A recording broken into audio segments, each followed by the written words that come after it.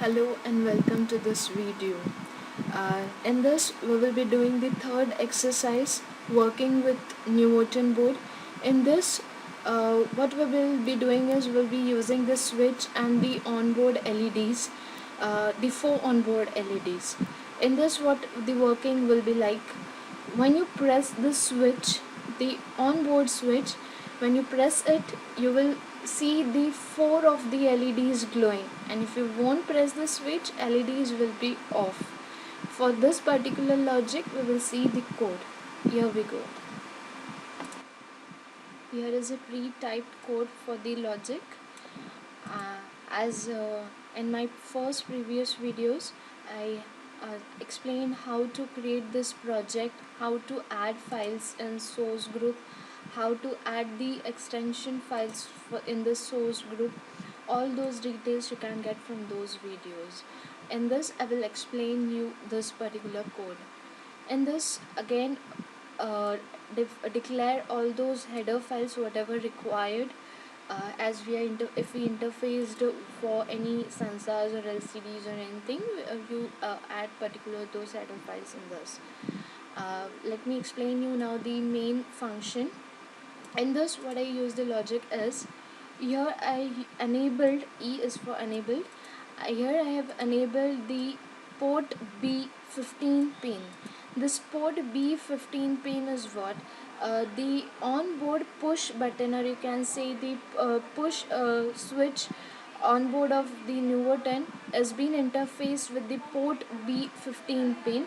So I am enabling it and I am assigning it as an input pin, as my target is when I switch on the when I press the switch, my particular LEDs will glow off. It means that I'm giving this as an input, so I assign it as an input.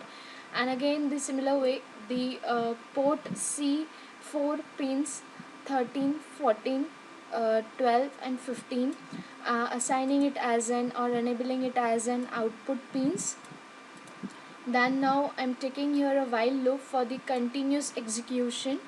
Then what I say, if port B pin 15 is pressed, then all the four pins, means all the four LEDs will glow, as I gave here the logic 1. Okay, and else, means when the switch is not pressed, that time all those four LEDs will get off.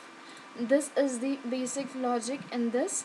And defaultly, as I haven't mentioned, I just put it in a bracket saying that port B15. It means it's defaultly it will take as 0, means it will take 1. When I assign it like this, it will defaultly take 1, and it will act as in that way, active low you can say in that way. So this is the logic. Then again go to then build up, then rebuild it, then go to project, open for source target, uh, um, do the changes in frequency as 4 megahertz and create a hex file for that, and dump this hex file in the tool name as Newton Mu Micro ICP programming tool 1.21. Just dump this your hex file into this tool and say okay, and observe the output on the Newton board. The output should be like, when you press the switch, LEDs will glow. When you won't press the switch, in the normal state, the LEDs won't glow. Let's see the output on the Newton board. As you can see, when you press this switch, LED glows, and when you release, it gets off. When pressed, it on. You can see this. Thank you.